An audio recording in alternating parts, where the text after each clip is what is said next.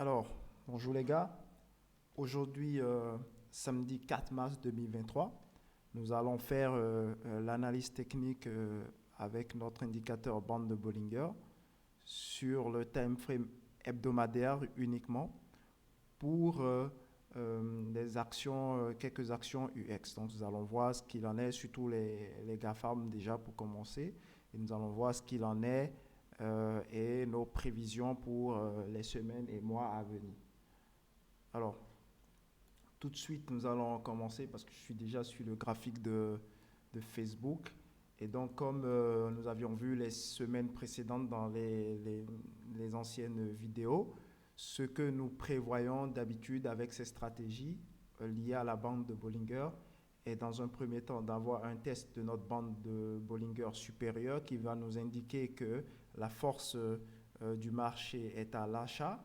Ensuite, que nous devons assister à une clôture des prix, comme vous voyez là, en dessous de cette moyenne mobile de 5 périodes qui indique dans ce cas de figure que les vendeurs essayent de reprendre la main aux acheteurs, donc pour essayer de renvoyer le marché plus bas. Et ce que nous espérons, en fait, c'est que les vendeurs n'y arrivent pas et que nous assistions à ce breakout, c'est-à-dire que les prix redépassent là où ils se sont arrêtés. Donc là, les prix se sont arrêtés ici avant de faire cette correction. Donc si les prix redépassent là où ils se sont arrêtés, nous allons nous positionner et prendre notre trade ici, mettre nos stop loss là, ou pour ceux qui sont plus agressifs, ils mettront leur stop loss là. Moi, de préférence, je mets toujours mon stop loss le plus loin possible afin d'éviter que le marché fasse ce genre de scénario, c'est-à-dire il viendra casser, mais vu que cette correction était assez petite, il va repartir, détruire tous ceux qui sont dans cette zone, donc revenir plus bas par ici, avant de repartir. Et ce qui se passera lorsque vous mettez votre stop loss là, c'est que vous allez vous faire éjecter, alors que par exemple, si vous l'aviez passé ici, vous allez résister. Donc moi, je préfère en fait que le marché casse ce stop loss et qu'il vienne casser aussi cette zone. Là, je sais que je n'avais plus tellement le choix, c'est-à-dire que c'était inévitable. Donc, c'est à vous de voir où est-ce que vous allez positionner vos stop loss en fonction de si vous êtes agressif ou pas. Mais moi, de préférence, je préfère rester le plus loin possible, même si je gagne beaucoup moins. C'est-à-dire, c'est vrai que moi, si je vise une fois cette distance, j'aurai que 1,1, alors que celui qui mettrait son stop loss à ce niveau et viserait la même distance que moi aurait 3 fois ce qu'il va risquer. Mais il est aussi plus susceptible pour lui de se faire injecter que moi. Moi, je résisterai plus au marché que lui, en ayant mon stop loss beaucoup plus loin. Donc, c'est juste deux approches différentes. Il faut voir si on est prêt à perdre plus souvent ou si on n'aime pas trop perdre, on essaye alors de donner un stop loss plus large, même si on gagne beaucoup moins, mais on aura peut-être la chance de gagner peut-être plus souvent. C'est à vous de voir en fonction de votre rapport par rapport au risque. Donc, j'en reviens à nos moutons. Alors, ici, donc, je disais que Facebook, pour le moment, nous avons eu la première phase. Nous avons eu la correction qui a suivi, qui a été validée avec la clôture en dessous de cette moyenne mobile de 5 périodes. Et cette fois-ci, nous sommes en train d'assister à un retour des prix. Donc, les acheteurs, ils sont en train de reprendre la main cette semaine-ci.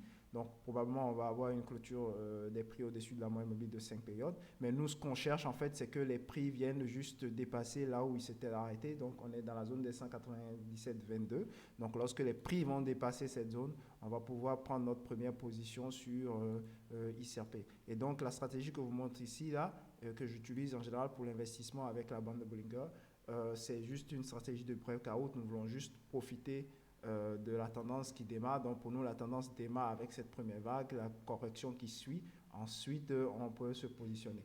Donc pour Facebook, c'est exactement ce qu'on attend là et on va pouvoir se mettre en position lorsque ça va dépasser les 197,22. Alors, voilà pour Facebook. À l'heure actuelle, nous allons essayer de voir une autre action. Nous allons prendre Apple par exemple. Donc Apple ici, nous sommes toujours en tendance baissière parce que nous n'avons pas encore testé la bande supérieure.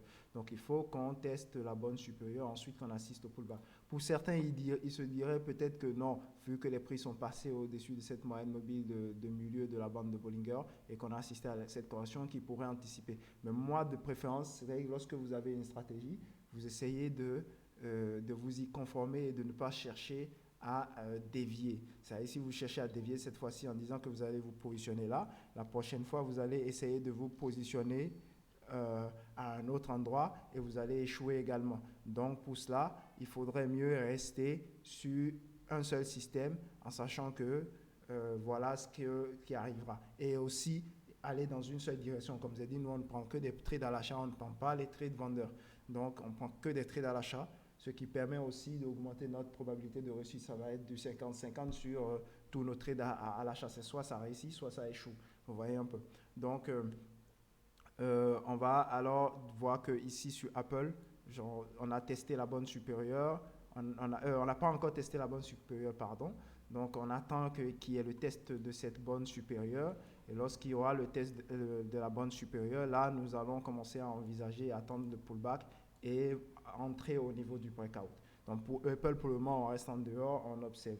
Alors ici, on a l'action de Microsoft. Sur Microsoft, tout comme sur Facebook, on a obtenu la première partie qui était d'avoir le test de la bande supérieure. Donc, on a testé la bande supérieure. Naturellement, comme vous saviez, nous, dans notre stratégie de bande de Bollinger, on savait qu'il y aurait une correction de toute façon. Donc, on a attendu patiemment la correction qui est arrivée avec clôture en dessous de cette moyenne mobile. Maintenant, ce qu'on espère, c'est d'assister au breakout pour qu'on puisse faire notre tentative. Et donc, lorsque le breakout va arriver, ça va être aux alentours de 276, donc 277, 267,55 dans 277. Et donc, nous allons espérer faire une fois cette distance-là. OK? Donc, on va espérer faire cette distance une fois la distance de notre protection. Donc, alors, on sera aux alentours de 333,60. Donc, ceux qui vont rapprocher leur stop loss plutôt que de le mettre éloigné, eux, ils vont avoir deux fois leur risque. Nous, on aura juste une fois notre risque avec ce système. Et c'est après avoir atteint une fois notre risque que nous allons sortir une partie de la position pour essayer maintenant d'envoyer la deuxième partie le plus loin possible.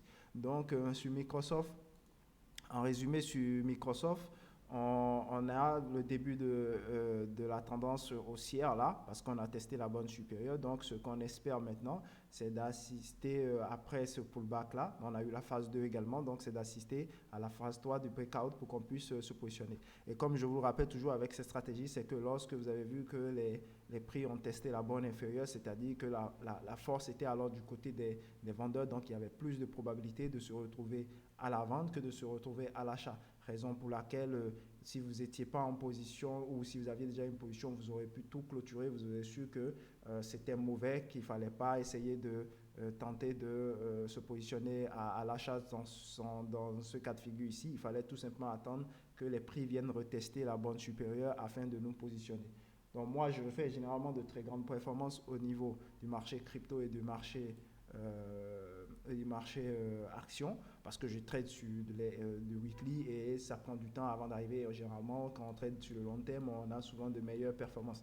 Quand on trade à court terme, bon, j'ai beaucoup plus, c'est-à-dire les stratégies sont beaucoup plus à l'épreuve quand on est dans le court terme, mais en long terme, généralement, on détecte plus des tendances assez claires. Donc voilà pour Microsoft. Nous allons voir Facebook, Apple, Microsoft. Nous allons voir alors du côté de Google. Alors du côté de Google, pareil que sur Facebook également, même si ici la correction a été plus profonde, parce que si on prend ici après avoir fait le test, donc on a testé la bonne supérieure ici, si on prend notre Fibonacci par exemple, on a eu une correction plus profonde jusqu'aux alentours des 78% de retracement. Alors que sur Facebook, on s'est arrêté, on n'a même pas fait, je pense qu'on n'a même pas fait les 20%. Alors, je vais voir ça tout de suite. On a fait juste 23% sur Facebook, vous voyez, alors que sur Google, on est allé jusqu'à, donc ça a été beaucoup plus profond. Et je crois que c'était aussi dû à la déception à ce niveau-là. Il y a quelques semaines, ils avaient essayé de lancer également Google leur AI parce qu'il y avait ChatGPT, j'ai oublié le nom de leur, et puis apparemment ça n'a pas trop plu. Les performances de leur AI n'ont pas trop plu aux investisseurs, donc ça a dégringolé. Mais pour le moment, de toute façon, la tendance reste haussière parce qu'on a testé la bonne supérieure et qu'on n'a pas retesté la bonne inférieure qui indique que les vendeurs ont repris le contrôle. Donc, tant que les vendeurs n'ont pas repris le contrôle, on attend, nous, notre breakout pour pouvoir nous positionner à l'achat au niveau de Google. Et donc, quand on va se positionner au niveau de Google, on va essayer d'atteindre, comme j'ai dit, dans un premier temps, nous allons essayer d'atteindre une fois cette distance. Donc, lorsqu'on va atteindre une fois cette distance, on va atteindre les 134. On va se positionner aux alentours des 108,091 pour atteindre les 134 $. Donc, ça serait une fois notre risque d'abord. Ensuite, maintenant, on va pouvoir essayer d'aller, par exemple, dans un second temps, au sommet historique qui était là et essayer au fur et à mesure que la tendance continue de rider la tendance et d'aller le plus loin possible. Donc, c'est ce qu'on a à faire sur Google pour le moment. Donc, on va passer sur Amazon et on va voir également avec Amazon qu'est-ce qu'il en est. Donc, pour Amazon, pour le moment, en hebdomadaire, il n'y a rien à faire parce que la tendance est toujours à la baisse. Donc, on va juste attendre qu'il y ait le test de la borne supérieure. Donc, lorsqu'il y aura le test de la borne supérieure, on va attendre naturellement la clôture en dessous et après, on va se positionner. On ne va pas essayer parce que les deux moyens mobiles se sont croisés ici d'essayer d'entrer là parce que moi, comme je vous le rappelle, il faut suivre une seule stratégie. Donc, nous, notre stratégie, c'est d'attendre qu'il y ait test de la borne supérieure, qu'il y ait correction en dessous de la moyenne mobile, de cette moyenne mobile à 5 unités, qui prouve qu'il y a tentative de reprendre la main de la part du côté opposé. Ensuite, il y a le breakout qui montre qu'il y a la confirmation de la nouvelle tendance. Donc, c'est un système de 1, 2 et 3. Et nous, on veut toujours entrer au breakout. Donc, il faut attendre qu'on puisse tester cette borne supérieure avant de pouvoir imaginer quoi que ce soit. Donc, pour Amazon, pour le moment, on reste en dehors. On attend qu'il y ait la première et la deuxième phase avant de commencer à imaginer quelque chose. Alors, tout de suite, on passe à Tesla. Tesla aussi, pareil, on va rester en dehors en attendant qu'on puisse tester la borne supérieure. Donc, tant qu'on est sur la borne inférieure ou tant qu'on n'a pas encore testé la borne supérieure, cela voudrait dire que la tendance est toujours du côté des vendeurs et qu'il faut rester en dehors. Donc, lorsqu'on aura testé la borne supérieure, qu'on a le pullback, on pourra avoir notre zone idéale pour pouvoir nous positionner. Même si on ne réussit pas le trade, on sait au moins que c'était la stratégie qu'on a respectée et qu'on est entré au bon endroit. Donc, pour ça, il faut être juste patient, ne pas se précipiter et entrer au bon moment sur le trade. Vous voyez, il faut juste ne pas se précipiter et entrer au bon moment. Donc, sur Tesla, on reste aussi en dehors. On attendra que les prix viennent tester la borne supérieure avant d'imaginer quoi que ce soit. Alors, on passe ici à Netflix. Et Netflix, depuis quelques semaines, on s'est déjà positionné sur Netflix parce qu'on avait eu ici, on avait eu le début, ok. On est allé tester la borne supérieure. Ensuite, on a eu... alors, je vais juste vérifier à quel endroit. Alors, la clôture a eu lieu ici, ok. Donc, nous avons eu la clôture en dessous. Je vais repasser en chandelier. Donc, nous avons eu la clôture en dessous. Donc, nous ne sommes pas allés jusque-là. Nous avons eu la clôture sur cette bougie en dessous. Parce qu'ici, il n'y avait pas eu de clôture, d'après ce que j'ai pu voir visuellement, graphiquement. Il n'y a pas eu de clôture en dessous de la moyenne mobile. Donc, pour nous, ce n'était pas une assez bonne correction parce que ça n'indique pas que sur la courte unité de temps, les vendeurs ont essayé de reprendre la main. Donc là, maintenant, avec cette clôture ici, on est sûr que les vendeurs ont essayé de reprendre la main. Maintenant, on a eu ce breakout à ce niveau. Et donc, depuis qu'on a eu ce breakout, on s'est positionné. Certains se sont positionnés ici. Nous, on va mettre notre stop loss là. Et on va attendre d'atteindre une fois cette distance-là pour pouvoir engranger une première partie de notre profit. Si on ne réussit pas, c'est que le marché il va descendre pour tout le monde. Et donc, ça veut dire que tous ceux qui ont leur stop loss ici, ici, ici, tous, ils vont se faire sortir. De toute façon, ils vont tous se faire sortir avant nous. Donc, puisque nous, on est le plus loin possible. Donc, si nous, on arrive à atteindre là, bon, eux tous, ils vont profiter. Mais si nous, on n'y arrive pas, eux, ils peuvent se faire sortir. Peut-être même qu'eux, ils peuvent se faire sortir et le marché va remonter. Donc, nous, on aurait eu un seul trade. Eux, ils en auraient eu peut-être 2 ou 3. C'est vrai, ils gagneront forcément au moment où ils vont gagner. Ils vont avoir un risque, mais ça dépendra du nombre de fois qu'ils ont déjà perdu aussi. Parce que dedans, ils feront la différence et ils vont voir ce qui leur reste. Vous voyez un peu? Donc ici sur Netflix, on n'est déjà pas acheté à l'achat, donc la tendance est à l'achat pour le moment, et puis on attend tout simplement que cela puisse continuer sur le time frame hebdomadaire pour qu'on atteigne l'objectif des 503,82. Alors on va voir ici Coinbase. Alors Coinbase ici on est au bon endroit, un peu comme sur le Bitcoin d'ailleurs. Bon, après tout, cette action est un peu liée au crypto. Donc ici, nous avons le début de la tendance, on a allé tester la bande supérieure, ce qui veut dire que la force est revenue chez les acheteurs. Donc là, on attendait forcément la clôture en dessous. La clôture est arrivée avec cette bougie-là. OK? Et maintenant, on est en train d'espérer juste qu'il y ait ce breakout que nous, on veut. Et donc le breakout, on l'attend aux alentours des 87. Et arrivé aux alentours des 87, nous allons essayer d'aller chercher une fois notre distance dans un premier temps. OK? Donc, on va arriver aux alentours des 143,55. Donc, lorsqu'on va arriver aux alentours de 140, on va essayer d'encaisser une partie, après de pouvoir manager le reste de notre position pour aller chercher le plus loin possible le trade. Donc, Netflix, pour le moment, il est prêt. C'est un truc qu'on garde, on observe, on attend juste notre breakout. Donc, nous, on a déjà placé notre ordre stop, OK? Parce qu'il y a les ordres stop et les autres limites. Les autres limites, en général, vous les placez... bon, pour le placement, vous allez voir, sur certains comment ils appellent ça, outils comme MetaTrader, là, les plateformes voilà, de trading comme MetaTrader, vous allez placer votre ordre limite lorsque le prix serait déjà passé au-dessus, et puis vous allez espérer qu'il vienne vous déclencher à reculons pour pouvoir continuer. Donc, nous, on a placé un ordre stop. Lorsque on va dépasser ce point-là, on va entrer automatiquement. Donc là, il faut voir un peu ce que c'est les ordres limites, les ordres stop, comment ça marche. Peut-être je ferai une vidéo sur ça pour expliquer un peu comment ça fonctionne au niveau des plateformes. Donc, on attend juste qu'il y ait ce déclenchement-là. Et quand on aura le déclenchement, on va se positionner et aller chercher une fois d'abord cette distance. Et je vous rappelle pourquoi on vise toujours une fois cette distance, c'est histoire de neutraliser en fait le trade. Donc même si vous mettez votre stop loss serré et que vous le mettez là, je vous conseille toujours de viser aussi une fois cette distance-là afin d'encaisser la moitié et de garder l'autre moitié pour aller chercher le trade réel.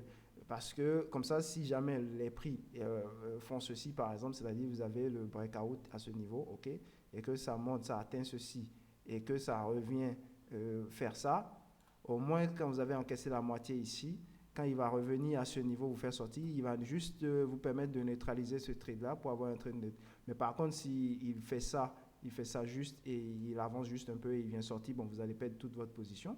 Mais au moins les cas où il va aller là et il va revenir, au moins vous allez pouvoir neutraliser cette trade-là. Donc la différence va se faire réellement entre les trades qui vont faire ceci et les trades qui vont partir réellement jusque dans la... Donc tous les trades qui vont faire une fois la distance et vont revenir seront neutralisés. Donc vous allez les éliminer de votre système et puis il va vous rester juste les trades qui vont perdre directement ou les trades qui vont partir directement. Mais tous les trades qui vont aller à 1 pour 1 et qui vont revenir, vous allez les neutraliser. Vous voyez un peu le système. Donc ça vous laisse juste les trades vraiment gagnants et les trades vraiment perdants. Donc, on va passer à une action que je surveille beaucoup parce que, bon, étant en Afrique, je surveille beaucoup cette action, Jumia, qui est une plateforme comme Amazon ici. Donc, ici, Jumia, j'ai fait plusieurs vidéos individuelles sur Jumia. Donc, ici, par exemple, sur Jumia, on attend toujours que les prix aillent tester la borne supérieure. Donc, tant que les prix ne vont pas tester cette borne supérieure-là, on va rester en dehors de cette action-là jusqu'à ce que les prix testent la borne supérieure, ensuite qu'on assiste au pullback et après au breakout. Donc tant qu'on n'aura pas ça, on reste en dehors, la tendance est toujours baissière. Alors je vais chercher une autre action. Ici on est à Coca-Cola. Coca-Cola, vous voyez, on a testé la borne inférieure ici. Donc depuis qu'on a testé la borne inférieure, il fallait rester en dehors. Vous voyez, il a fait tout ce cycle, il est remonté, il est venu casser. Donc tant qu'on ne va pas assister au test de la borne supérieure, il est inutile de se positionner sur l'action de Coca-Cola. Donc, nous allons aussi voir ici Bank of America. Donc, Bank of America, nous avons testé la borne supérieure. Et là, nous sommes en train d'attendre depuis plusieurs semaines qu'il y ait ce breakout qui arrive pour qu'on puisse se positionner. Donc, tant qu'on n'a pas ce breakout, on reste en dehors, même si on sait que nous, la direction où on veut aller, c'est à l'achat, mais on reste en dehors jusqu'à ce que le breakout puisse avoir lieu. Donc, Bank of America, pour le moment, on reste loin de ça. On observe juste pour pouvoir, on a déjà placé notre hold stop, mais on attend juste qu'il y ait le breakout, quoi. Donc, à notre stock, on va se positionner. Donc, tant qu'il n'y a pas cela, on reste en dehors de ça, on observe juste. Alors, ici, on est sur l'action de Intel. Vous voyez, Intel ici, qu'est-ce qui s'est passé? On a eu, tout comme les autres, ok, le prix, il était en train de monter, vous voyez, il était en train de monter d'ici, mais il n'a pas pu tester, il restait une petite distance pour tester la borne supérieure. Il n'a pas testé, vous avez vu comment il est descendu, il est revenu et il est déjà sur la borne inférieure. Ça veut dire que les vendeurs, ils sont en train de reprendre la main. Donc, vous voyez, on aurait pu essayer de se positionner à ce genre d'endroit et puis on aurait eu mal. C'est pour ça qu'il faut toujours attendre au moins la correction. Et déjà qu'il n'y avait même pas eu le test de la borne supérieure, ça voudrait dire que les acheteurs n'avaient pas encore repris la main totalement. Donc là, maintenant, on a vu à quel point il est important d'attendre toujours le pullback. Sinon, vous serez positionné, peut-être vous serez déjà éjecté. Donc, vous voyez pourquoi il faut rester un peu à l'écart. Alors ici, on a Snapchat. On a Snapchat ici. Et Snapchat, qu'est-ce que Snapchat nous dit? Alors, mon interprétation est juste graphique, hein, c'est-à-dire il n'y a pas d'émotion dans mon interprétation, je traite ce que je vois. C'est surtout au niveau du trading, il faut essayer de supprimer le plus possible l'émotion et faire ce que vous voyez. Si vous ne faites pas exactement la même chose tout le temps, ce que vous voyez, suivant votre stratégie, si vous ne respectez pas, vous allez perdre tout le temps de l'argent parce que cette fois-ci, vous allez tester tel système et après, vous allez changer parce que vous allez dire non, celui-ci ne marche pas et vous allez tester un autre, mais juste derrière, c'est lui qui marche et l'autre que vous avez testé vice-versa. Donc, il faut rester sur un bon plan comme un robot et fonctionner à chaque fois qu'il y a le système qui est déclenché, vous y allez sans réfléchir, quoi. Donc, ici, nous avons eu le test de notre borne supérieure, comme d'habitude. Ok, donc nous avons eu pullback ici avec clôture en dessous et maintenant nous sommes en train d'espérer le breakout. Donc on va attendre sur Snapchat qu'il y ait le breakout pour qu'on puisse se positionner au niveau des 12,45. Vous voyez, et comme ça on va pouvoir aller chercher notre premier take profit qui sera aux alentours de, alors je vous dis ça tout de suite, qui sera aux alentours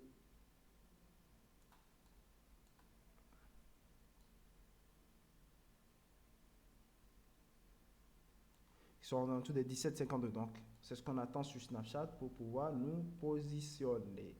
Donc, je ne sais pas si j'ai loupé une action dans le lot. J'ai Netflix, j'ai Tesla.